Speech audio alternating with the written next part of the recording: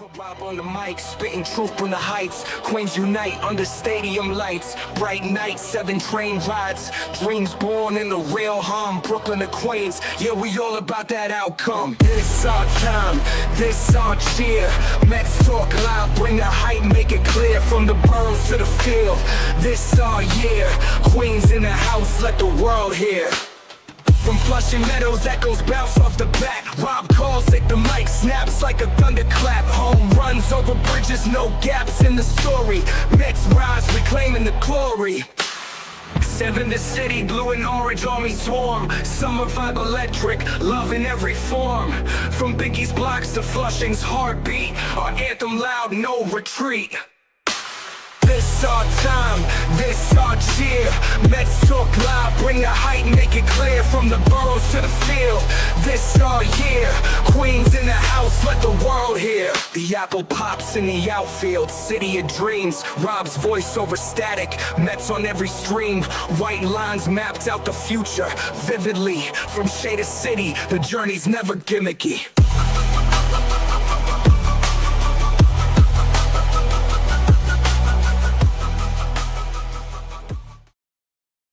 What's up, Mets fans? Welcome back to Mets Talk Live right here on the channel and on X. And we are on an off day for our New York Mets. And you know what, guys?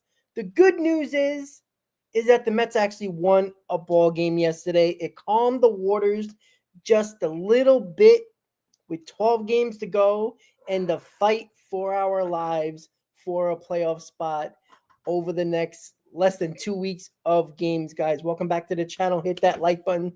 Subscribe to the channel because you got to be a subscriber to be watching the show today. So I do appreciate you guys hitting that subscribe button if you're new to the channel. Listen, guys. Was it pretty yesterday? No. Was it the way we wanted to win? Probably not.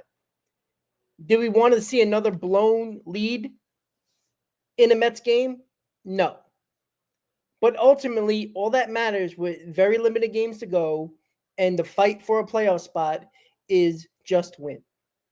Doesn't matter how we did it, who messed up, how we won, how we lost. It didn't matter. As long as we got the win, that's all that should matter. And I do agree with the Dio that says that this season has felt like it's 5 years. Yeah, because it's been a complete roller coaster, right?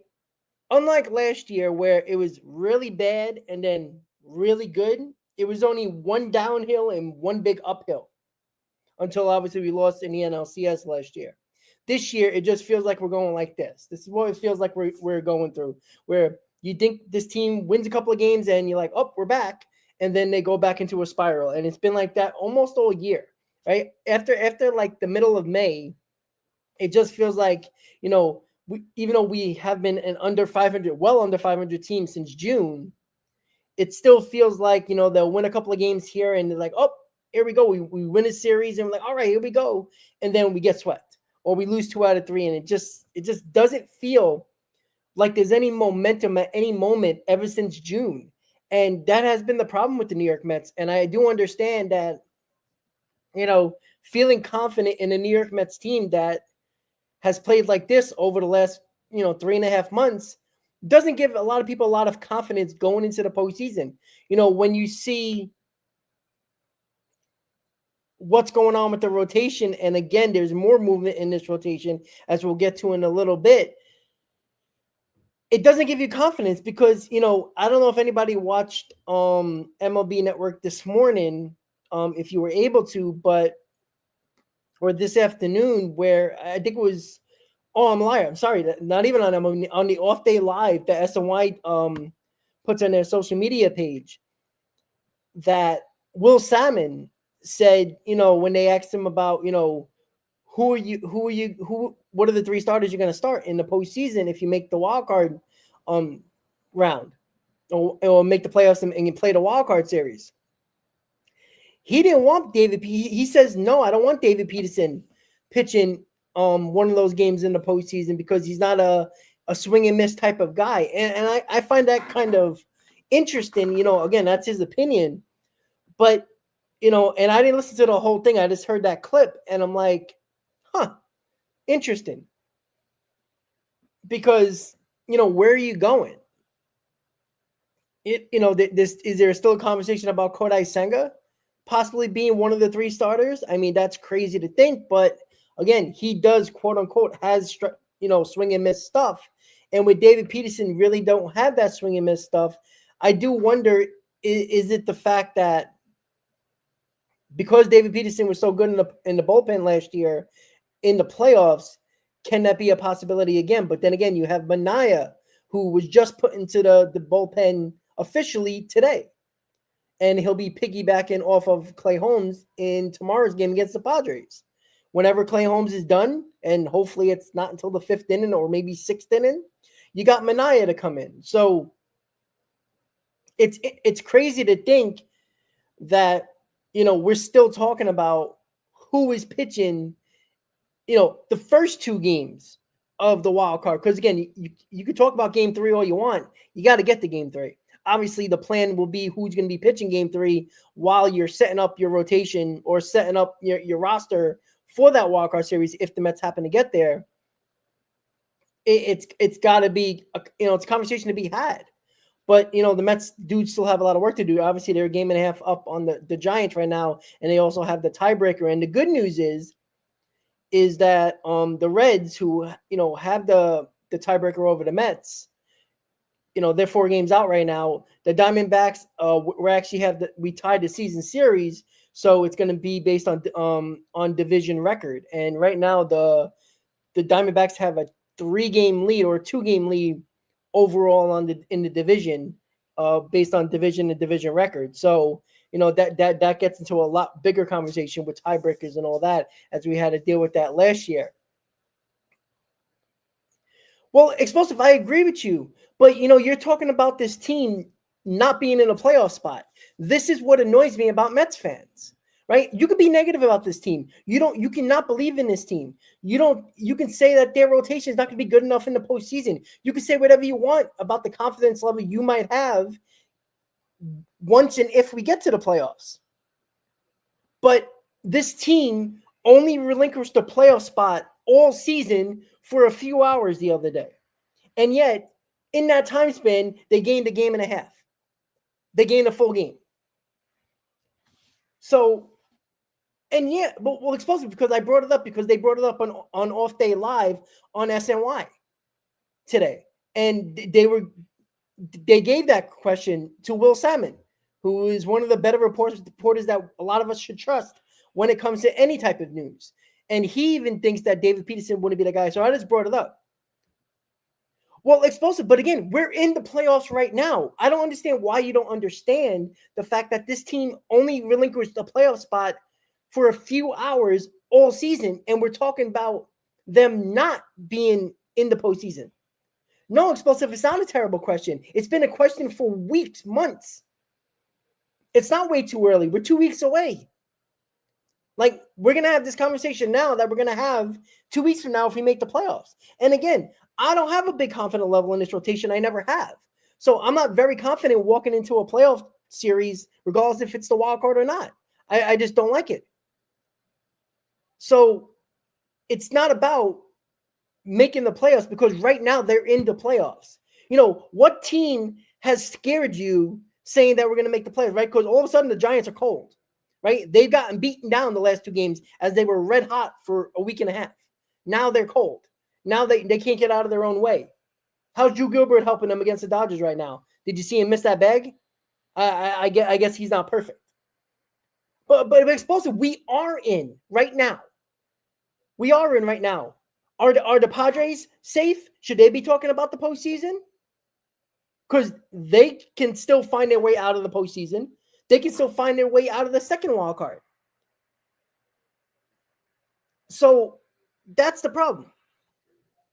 Yeah, but Explosive, it's their off day. Let me ask you something. If you have a bad day or a bad couple of months at work and you have an off day, whatever day that might be, and you say, you know what? I'm going to go to the mall. I'm going to buy some stuff, or I'm going to do something that you like to do. Should you be criticized based on what you do on your off day from your failures at work? No, it's an off day.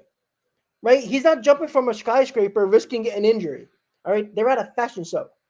Who cares what they do on their off day? Like, why do you concern yourself about that? Did you care last year when they were partying up all over the place in different events, but they were winning, so you don't care?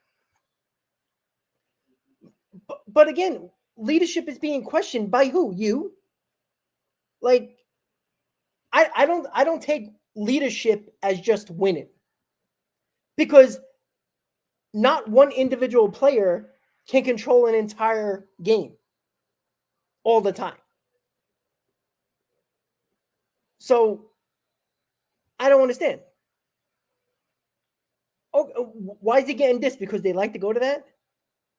Like, they can dress up all they want. They dress up every day walking into the stadium, but nobody cared about how they dressed last year when they were winning.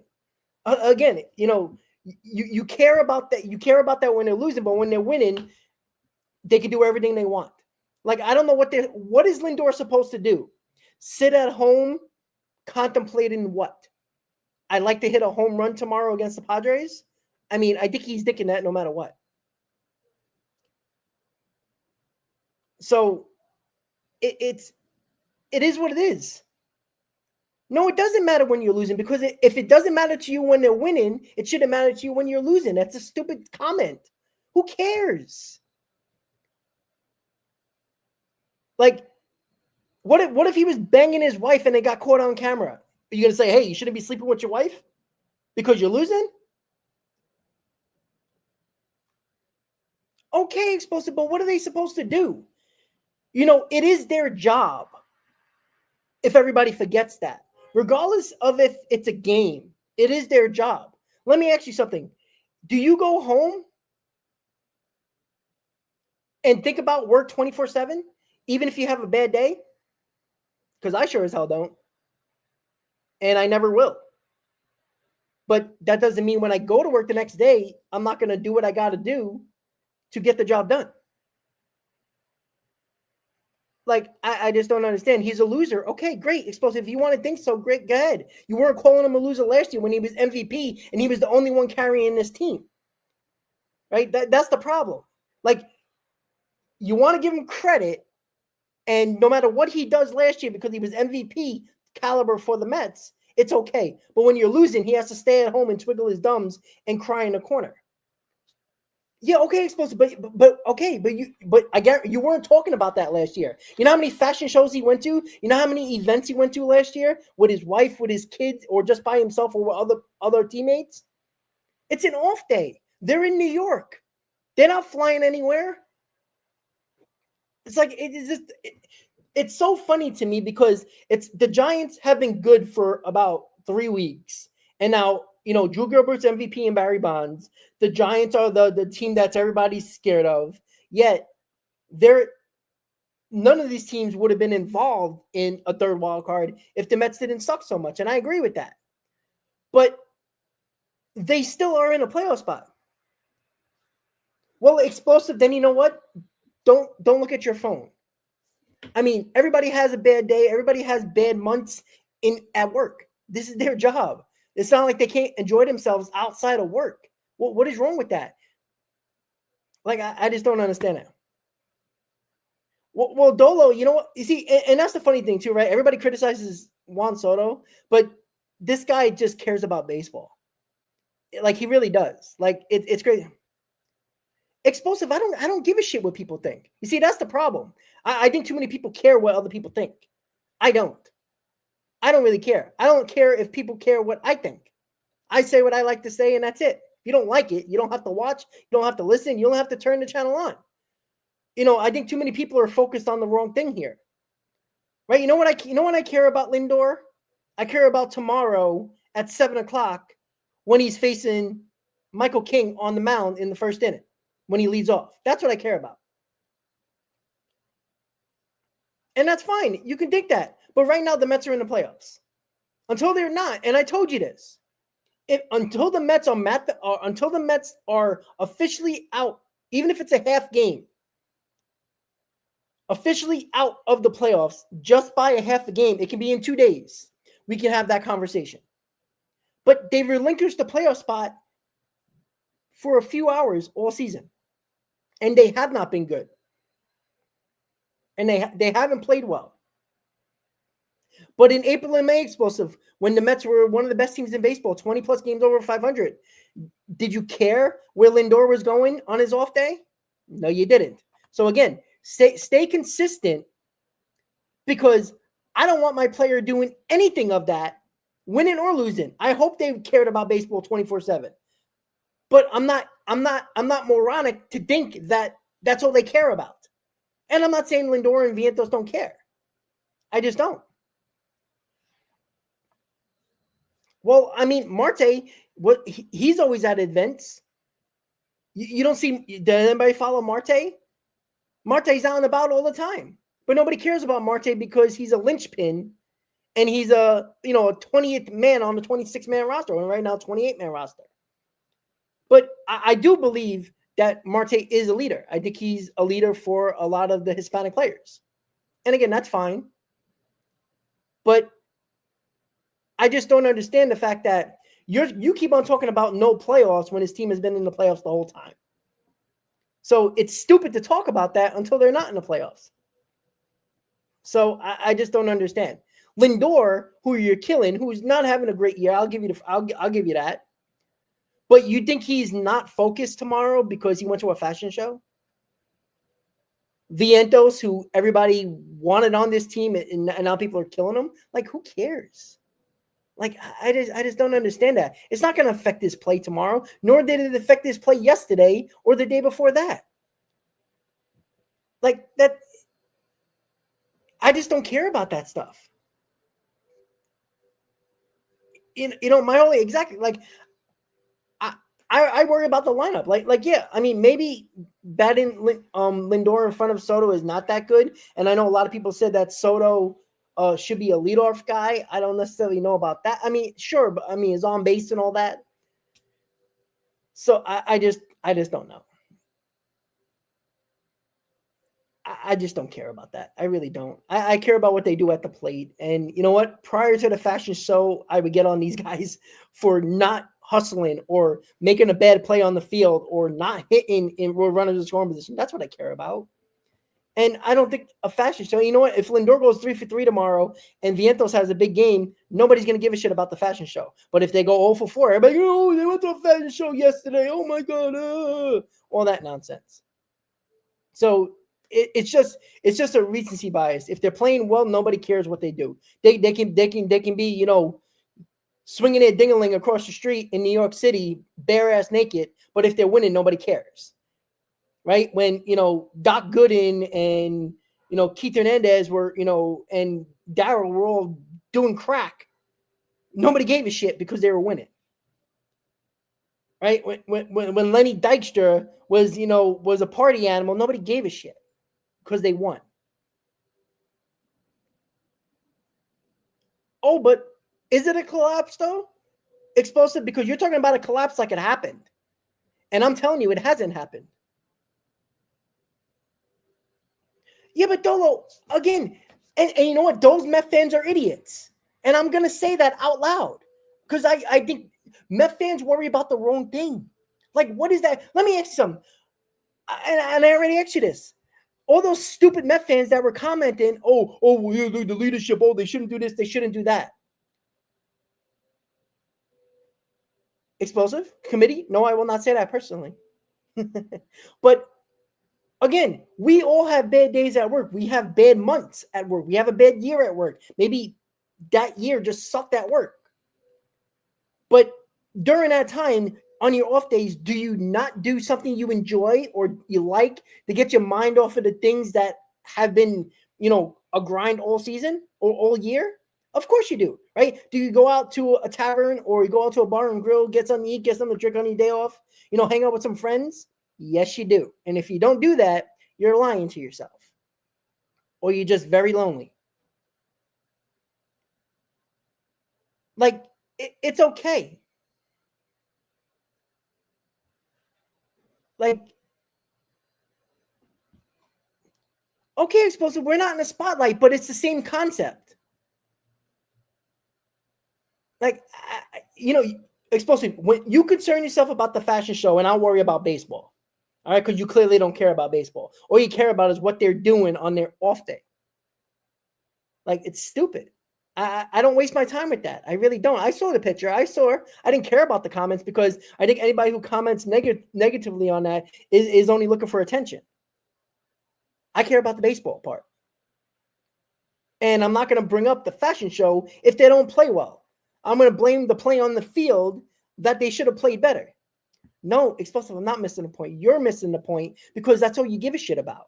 And again, this is typical Met fans. They worry about the wrong thing, just like they worried about OMG and Grimace, and they needed all that gimmick bullshit to make themselves happy. And then when the Mets actually lost, they realized the team wasn't good enough and it wasn't put together well enough, and they should have made more moves at the deadline. Grimace did not win us a World Series. OMG didn't win us a World Series. That's what I cared about. But when people bring up Grimace and OMG, like that was the reason why, it wasn't. It was because they got the big hits. It was because they played better. They pitched better. The Mets aren't losing because they went to a fashion show or they done things on their off days. They're losing because their pitching sucks. They're not getting big hits when they're supposed to. They don't align. They don't align at all. The pitching has sucked for 3.5 months. Let's go 4 months. The middle of May is when their downfall started. Their bullpen has been a disaster. Their rotation has been a disaster. We bring up kids that are probably not completely ready because our GM, our president of baseball ops, failed this team. And explosive, good. And you know what? Reflection of leadership. Again, they're not consistent, and I hate people like that. Be consistent. When they're winning, you should care about what they do on their off days. But when they're losing, that's the only time you care. It's stupid. It's hypocritical. When they're winning, criticize them going to a fashion show when they're winning or when they're doing something else on their off day. Because they're smiling. Like Lindor's not supposed to smile. He's a fucking human being. Get over yourself. You're way too much about it. And Pete Alonso does too. And what do you think Pete Alonso's doing on his off day? You think he's staying at home, talking about baseball to his wife? Yeah, no. He's probably banging her and probably out on town. He just wasn't photographed. That's it. He's Fashion Week in New York. Pete Alonso's probably out and about as well, but he didn't get photographed. If Pete Alonso was that, I guarantee he probably wouldn't have said a word. And again, typical. No, it's not a different story because this is what people do. This is what people do. People are hypocritical. The same reason where I had a conversation with people saying Juan Soto's padding his stats, but were the same people criticizing me that I said Pete Alonso padded his stats last year. It's the same concept. Don't be hypocritical. Keep your position in any way necessary, any way you're supposed to. If they're winning and they're out and about doing, fashion shows or whatever the hell they're doing on their off days, be consistent with it. Like, it's just the dumbest thing. Like, stop worrying about the dumbest shit. Can it be a bad look? Yeah, sure it would. You know why? Because Met fans will only criticize the off-the-field nonsense and won't even criticize the stuff on the field. Like, it's just silly to me. It's just a waste of time. Like, I just don't understand it. Like, does anybody care what Ryan Helsley's is doing on his off day? You know what he should be doing? He should be at the field trying to figure out how to throw strikes and try to miss bats. Like, we're complaining about a guy who's consistently have his numbers be consistent with his career, and we hate him for it. Juan Soto has only been one other player that has done 40-30, and that's been Barry Bonds. And people hate him still, and he's terrible, and he's overpaid and all that. Pete Alonso can do no wrong. I know, not allowed. And all these other things is what matter. So I just don't understand. It's just dumb. This team has still not relinquished the playoff spot. Listen, I don't even know how they haven't relinquished the playoff spot. I don't get it. Like, I don't know. Like, I mean, that just shows you that the other teams aren't that good either. And you know what? I'm not very confident in this team. They'll still might sneak into the playoffs. I mean, they're in the playoffs. I mean, without anybody telling you, I know it's on the screen, but the Mets are still in the playoffs. Just so everybody knows. The Mets are still in the playoffs. They gained a game even after losing 8 games in a row. It's amazing to me. Look, I don't get it. I think this team is very flawed. But I blame who I'm going to continue to blame. Who put this team together? Who put this rotation together? Who put this bullpen together? David Stearns. I don't know. And yeah, CP is fine. He was traveling a lot, doing what he needs to do, scheduling wise. Like I said, this is a busy month for both of us. So again, we'll be on a pregame tomorrow together. So we'll be back for the final 11 games and hopefully talking about another Mets win, or at least talking about hopefully the Mets winning again. That would be nice. But when it comes to the New York Mets, look, they still got to handle their own business. Look, if the Mets don't make the playoffs, it's going to be completely on them because they control their own destiny. As long as they win games, and I did a poll saying how many games the Mets need to win to make the playoffs, and I put 7, 8, 9, and I think I put 10 plus or 10 plus I put. And again, that's a reach because anybody can get hot at any time. But, I mean, if you really think about it, and Drew Dirty probably will. I mean, we all know this. We all know the Marlins series is probably going to determine if the Mets are going to make the playoffs or not. And it's probably going to be them needing to win and not needing somebody to lose. Like that it's just, we know what's going to happen like that, right? No matter what the Mets do. I mean, the Mets can go 8-4 in their last 12, which is pretty, 4 games over 500 in the next 12 games. And the Giants can do the same thing, and the Mets are going to have to try to win. Like it's just, oh man, they shouldn't be in this position. But again, this has been a team effort of losing. Like this should be a no contest. Like the playoff spots should have already be determined in the National League, at least in the wild card. Like even the Padres, as bad as the Mets have been, the Mets are only 5 games from the Padres. Like that just shows you how bad the Padres have been too. Not saying that the Mets are going to catch the Padres. I mean, again, the Mets can get very close in these 3 games. I think they got to sweep them to even really think about it. But even 2 out of 3, you gain a game. You got 9 games to go, being 4 out. I mean, it's a tough task. But the Padres have not played well, and that's a team that made a ton of moves.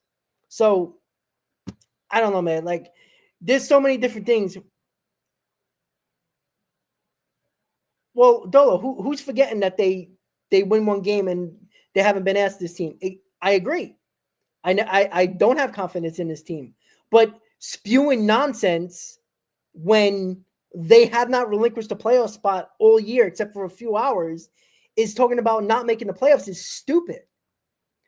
Until they're out of it, don't worry about that. Worry about tomorrow's game.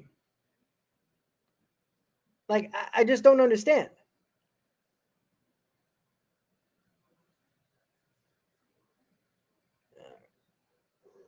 Let's see.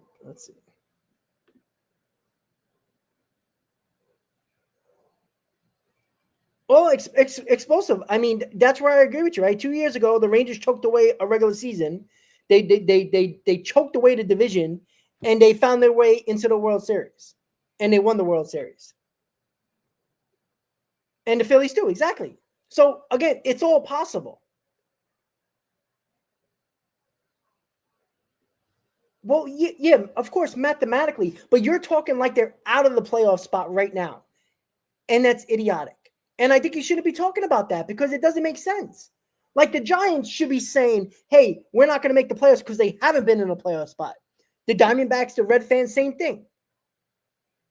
It's just, do I trust them? No. Is that what you want to hear? Does that make you feel better? Does that make you feel better? Right? I don't trust them. I'd never trusted them. I'd be the first one to tell you that. Again, who was the one that talked about this rotation when everybody was killing me in April and May that I still don't trust them? I gave them credit because they deserved it, but I've always complained about this rotation. This rotation was going to be the downfall. right? I don't care that Nolan McLean and Brandon Sproat has looked good. We're acting like these guys are going to walk into the postseason and be dominant. Like, I'm not that quick to think about that. Committee, yeah, and we will talk about the rotation. I believe they are going to miss Darvish. They have a couple of TBDs. I know Michael King tomorrow. Let me just double check. I know Michael King's tomorrow with Clay Holmes. Let's see. Let me see if they put something up because they didn't do it earlier. Oh, okay. So Nick Pivetta is pitching in game 2. The Mets have TBD, which is interesting. And Wednesday, right? No, Thursday. Oh, sorry. Thursday is TBD for both teams. So again, we'll have to figure that out, right? We'll break it down and try to figure out who's going to be pitching in these games. You would think Jonah Tong might be pitching in one of these games. Dolo, I don't think they're going to have another split game from a pitcher. I don't think they can afford that. I mean, if they do that, they're just idiots. And, I've called them idiots a lot because I don't think they've done a good job with this team. Oh, D, if you're worried about what Senga, I'll tell you what Senga's going to do on Thursday. He's going to go 6 innings. He'll strike out about 8. Probably give up maybe a run, probably 0. And everybody's going to be like, oh my God, look at Senga, he's back. And then he'll get rocked when he comes back to the major leagues because Senga's not a good pitcher. People, a good pitcher actually adjusts on the fly. He throws the same pitches the same way every single time. And major league hitters finally figured it out that I'm not swinging at that ghost fork. Look, when the league doesn't swing at 75% of your ghost fork is out of the strike zone 75% of the time, that is all known by other teams. And that's why he struggled, because they completely lay off that pitch now for the most part, and they swing at his fastball that's straight as an arrow. So, man, I don't know, man. Like, Jonah Tong should get another start. I mean, who are you going to? I mean, blame David Stearns for making this up a great possibility of, making Jonah Tong. And I even said this, like, I don't think Jonah Tong is ready. I think he still needs time to work on certain things. And unfortunately for the kid, not his fault, the Mets put him in a situation where if he doesn't have a pitch, and we saw it in his last outing, right? He could not locate that fastball. It was out of the strike zone, couldn't do it. So what was he using a lot? What was he able to get over the plate? The changeup. He used his curveball a little bit, which is kind of a work in progress pitch. And they were destroying that changeup when he had it in the zone because he didn't have any pitch to go to. So, unfortunately, Tong's going to get no start. Like, McGill's done for the year. We got Manaea and Holmes pitching tomorrow. They're piggybacking off each other. So, like, I mean, that's another guy because you can't trust Manaea. So you're hoping that he's actually good out of the bullpen after Holmes pitches. But who the hell knows where we're going to get from Holmes, because he's another guy that, can blow up any moment. And he's not another one to be trusted. I don't know, man. I think Senga's pitching on Thursday. So he might, again, if you do the math, and I've done it, pretty good chance that he can pitch in the ending of the Cubs series or one of the first 2 games in the Miami series at the end of the year. Like, do I really want to see Kodai Senga pitch against Chicago or Miami, the last 2 series of the year, when it can determine the Mets need as many wins as possible to make the playoffs or to continue their small lead in a wildcard spot? Like, am I really going to count on Kodai Senga coming back? Because that's what it's looking like. They should have made the decision with Manaea in the bullpen weeks ago. I think it cost us games because they were indecisive yet again. Like, this is going to be the word of the Mets season. If the Mets find a way to not make the playoffs after these 12 games, the word I'm going to continue to use, and you're going to hear a lot of at the end of the season, is indecisiveness from their front office. They could not make decisions the same way they were indecisive on, certain pitches, bringing them up at certain times. Indecisiveness of where to put Manaea. Indecisiveness of what to do with Senga. And then the lack of doing enough at the trade deadline yet again. And don't think for a second that half-assing another deadline isn't one of the main reasons why this Mets team is in trouble. Because it is. Like, I don't trust Clay Holmes. He's been better than I thought, but that's not saying much considering that we need more. And I don't think he can provide that. I don't believe Sean Manaea, and I truly believe this. Now, let's say Clay Holmes and Manaea find a way to pitch well together in one game. And regardless if the Mets win or lose, I don't think it's – let's say they pitch well. But Clay Holmes goes 4, Manaea pitches 3, so you get 7 innings from both of them. And let's say the Mets lose for whatever reason. But they pitch well, and they look good. They're going to do it again in, I think, the Cubs series. If I'm not mistaken, it might be the National Series. But you have an off day, so it might be the Cubs series. Let's just say they're going to pitch again together. That sets them up for one of the games in the wildcard series if the Mets get there. I wouldn't put it past them that they do some stupid shit like that. But if it's working, am I going to be against it? I'm not going to like it. But being against it, if it's working, I'm not going to really, bash it too much, but I'm not going to like it. So, I'm telling you, man. And yeah, let me see if I can click on these damn comments because it would be nice. Let's see. Here we go. Oh, look at that. It popped up finally. All right. Yeah, Stearns made a lot of the wrong moves, right? Off season, during the season. I think he fucked his manager over big time, considering how many times he optioned guys out of the bullpen because Stearns put guys with a ton of options in the bullpen on purpose because he consistently takes guys in and out of, the minors and majors back and forth because of their options. And everybody thinks it looks good and it's smart because, you get a fresh arm in there, blah, blah, blah. But I don't think it helps Mendoza at all. I think when you constantly walk into his office every day and he sees more moves in the bullpen, and it's like, I don't even know who these guys are. I don't even know if they're good or not. But yet, how many times you had to use them because your starting pitcher went 4 innings? Like, I think right now, where there's not much movement between optioning guys down in the bullpen, I think has helped a little bit. Again, the guys still have to pitch well. But I think you saw it in the last 2 games, what Mendoza thought. He went to every one of his trusted guys.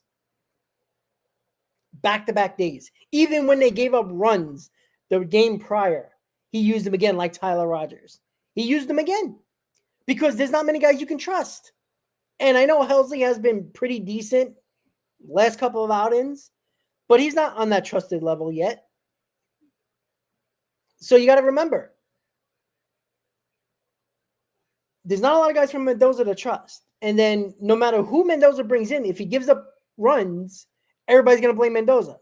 Because why don't you use this guy? Because everybody counteracts what didn't work. It's just what fans do. I do it, you do it, we all do it. But I'm trying to figure out in these remaining 12 games, what gets the Mets enough wins to remain in a playoff spot at the end of the season, right? We can have that conversation. And committee, exactly.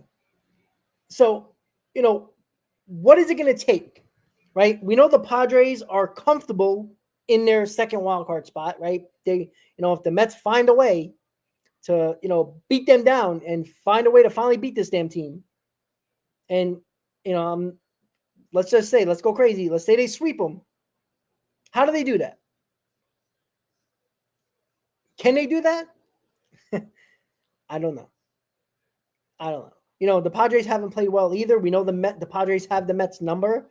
They It doesn't matter who pitches. They always find a way to pitch well against the Mets. The Mets find a way to lose a lot of games against the Padres. It's just the way it's been. But what do you do? Like, how do you win these games?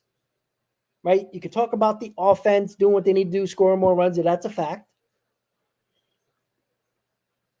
Pitching being better, right? I mean, we could talk about all this. I truly think that the Mets pitching needs to be above average at the very least, or the Mets are not winning. That's it. I truly believe that. Like, I'm gonna stick to my guns and say that the Mets pitching is gonna be the make or break of this team the rest of the 2 weeks of the season, because it has been. And don't think anything else, because everybody wants to look at the numbers when they want to have a confrontation and have an argument about padding stats and look at his numbers, look how good he is. At the end of the year, you're gonna have 330 home run hitters. You're gonna have guys that have 90 plus RBIs to 100 RBIs. 3 of them in your lineup. When was the last time the Mets ever had that? And gonna say that, and again, if they don't make the playoffs, it's definitely a team effort not making the playoffs. But the pitching has got to be more competent. Like, even us winning yesterday, they blew another 2-0 lead. Like, my God, can we please hold leads? Thank God we won that game yesterday, because it would have been back to the same shit. And David, I'm not even going to argue with you, because you already know how I care about the pitching. You're going to contradict everything I say. This is what you do. It's all right. But, yeah, it's not the offense making a break-in. Because why have the Mets been, 16 games under 500 the last 3.5 months? It's all because of the pitching, or 95% of it. Clutch hit and win games. Yeah, okay. You know what actually helps? Not being behind 5-0 before the 4th inning even starts. That would be nice. Because constantly the Mets offense has to come back in games. Because I know Jonah Tong has done wonders. I mean, that game, how did the Mets lose that game? The Mets only had to score 8 runs. The Mets pitching needs to be better. It has not been good since May, middle of May. That has been the problem. Now, has the offense been great? No. But when your pitching is giving up 6 runs per game, you have to score 7 runs per game to win every game.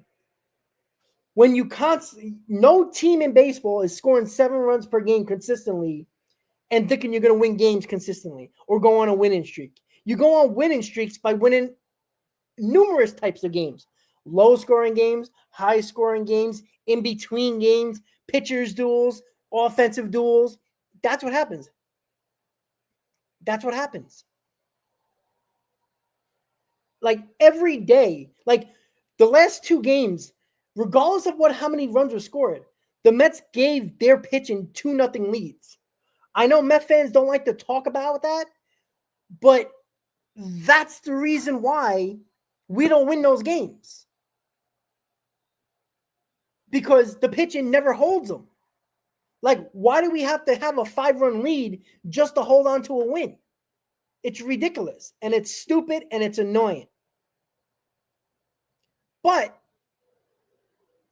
when it comes to this pitching, they do need to step up. They haven't stepped up since the middle of May. None of them. Clay Holmes has been holding on for dear life. David Peterson has struggled ever since July. We have Manaea in the bullpen now. Montas is done. We got all 3 kids up who shouldn't have been up in the first place because David Stearns failed. Now they're up here trying to be saviors, and make no mistake about it, that's what's happening here. They have to be saviors or the Mets are done. Nolan McLean has shown his worth. He's pitched enough where you could say I'm confident in him pitching game 1 of a playoff series. He's the guy that I probably trust the most. Brandon Sproat has looked damn good in 2 starts. Now, am I uber confident that I trust him every time out? Not yet. But I like his demeanor on the mound. I like that he goes after hitters. He's not afraid. I like that. Jonah Tong, on the other hand, scares the hell out of me because I think he tries to, and again, not his fault. Again, I'm not blaming the kid. They put him in this situation. I don't think he's ready. But I think that he nibbles. I think that he tries to get everybody out by missing bats. And he does have strikeout stuff. But again, I don't think his pitches are fully developed yet. I think when you're a two-pitch pitcher and your best two pitchers are your fastball and changeup, and one of them don't work, you got to go to your tertiary pitch or your fourth pitch that are not fully developed. And if they're not fully developed, you're going to have a hard time throwing them at the major league level. They're sitting on that fastball. And that's what happened. He lost his fastball. He couldn't find his fastball. He couldn't locate. And he was throwing his changeup because that was the only pitch he can get over. And they were crushing him. Now, a couple of blue pits here and there, but he was getting hit hard too. So, and I don't like the fact that, like, I like that he cares because God forbid a player don't care. He cares, right? You could see his emotion post-game. He was distraught. But I don't want a pitcher, looking like he's coming to tears. Like I understand you're sad, but I want to see anger. When McClain gave up a run, he looked angry. He didn't look like he was going to cry on the mound. Jonathan looked like he's crying on the mound. Like, this is a young kid, so I'm not going to get on him being, upset and, crying kind of, because that's basically what he looked like he was doing. But I seen Sprout come up here, and by the way, Jonathan came up here before Brandon Sprout, which is just another sign that David Stearns doesn't know what the hell he's doing. You have to be a little bit more, show a little bit more anger. And Jake, I agree, he's young. But who also is young? Brandon Sprout. Nona McClain. These guys ain't 30 years old. But they show the grit. Jonah Tong, I feel like, and again, I think this can get better, but I feel like he gets down on himself. He looks like he's crying on the mound. Like, I mean, you want to see an offense smell blood? Just watch that Ranger game. They knew he was done before he even knew it. Like, you don't go and talk to the media after the post game and look like you're gonna shed some tears. I don't want to see that. I want to see a little bit of anger. I sucked, and again, he admitted everything. He knew he wasn't good. He knows that. But come on, like, now we're gonna care about 22-year-olds not being a man? Like, act like one. Like, I don't think he's ready, and that's okay. Not his fault. It's the Mets' fault for allowing this to become a situation. So I just don't like the fact that what he's shown on the mound is that he looks like he's demoralized on the mound. And that was the big reason why when Manaea was getting beat around the last time he pitched, and he put his head down like he was demoralized, and Mendoza had a talk with him. Like, you're a veteran. You shouldn't be putting your head down and be demoralized and be like you gave up on the mound. Like, those kids are watching that, and that was a fact. Like, Sean Manaea, you got to be a veteran in that spot. Keep your head up, right? You've been in the major leagues for a while. There's a reason why you've been there. You've been a decent pitcher. Don't act like, you're you look like you're a sad puppy in the corner. Like, come on. Like, you can't always keep your head up when you're pitching well. Like, that doesn't show. You want to talk about leadership? Sean Manaea didn't show it. I'm not talking about leadership for a 22-year-old kid who probably shouldn't be up here yet. But that's the problem. Like, those Ranger players smelt blood in the water. Because Jonah Tong, before he even gave up 6 runs yet, when he gave up the first couple of runs, that was it. He was done. His demeanor on the mound, his facial expressions, done. Like, you cannot show weakness on the mound. No, I'm not. The post game show, it is what it is. Like, I know he felt bad. He wants to do great, obviously. But on the mound, don't show weakness because this is the major leagues. You might get away with that shit in the minors. And that's why when you bring up minor league numbers, I laugh because I don't care about those numbers at all because it doesn't dictate anything. It doesn't tell me these guys are going to be great or not.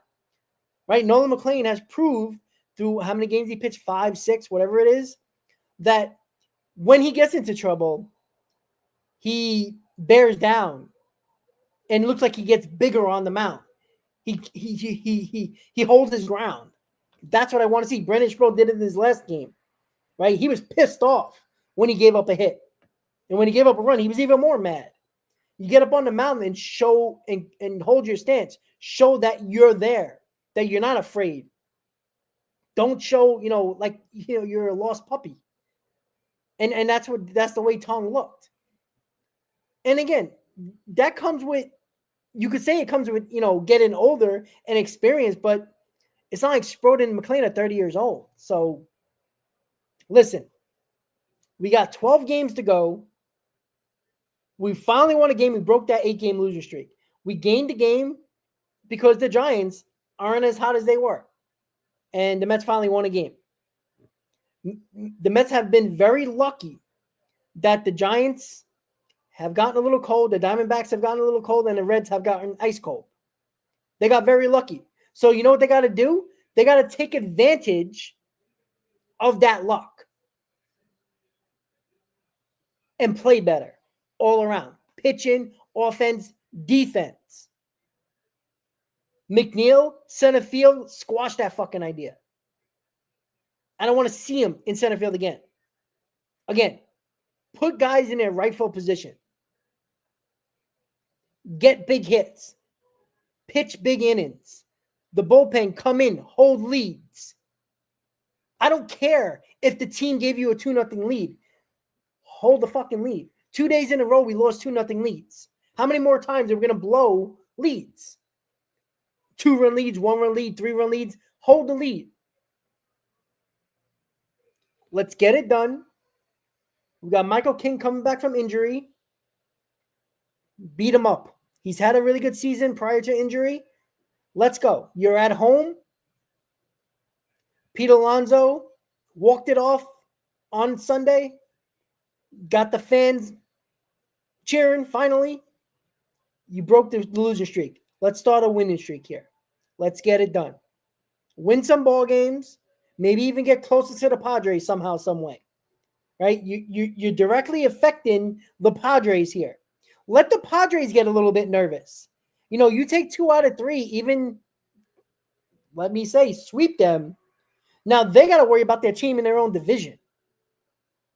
Chasing them. Let them be a little bit worried with 9 games to go.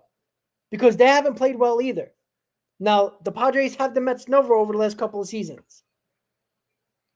But the Mets have done odd things this year. When you think they're on a roll, they fall apart. When you think they're done, they wake up. It's been a weird roller coaster of a season.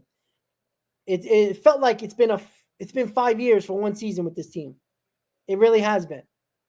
But with 12 games to go, they still find themselves in a playoff spot, a 1.5-game lead. They have the tiebreaker on the Giants.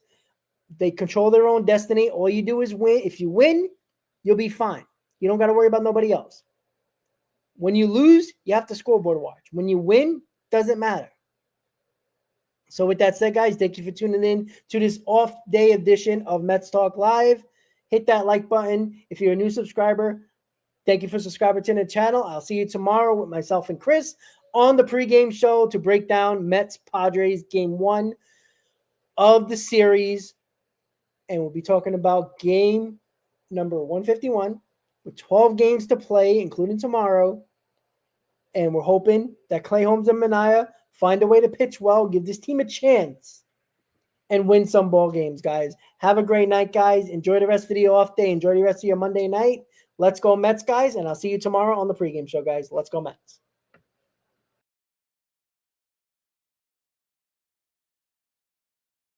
Rob on the mic, spitting truth from the heights. Queens unite under stadium lights. Bright nights, 7 train rides. Dreams born in the real hum. Brooklyn to Queens, yeah, we all about that outcome. This our time, this our cheer.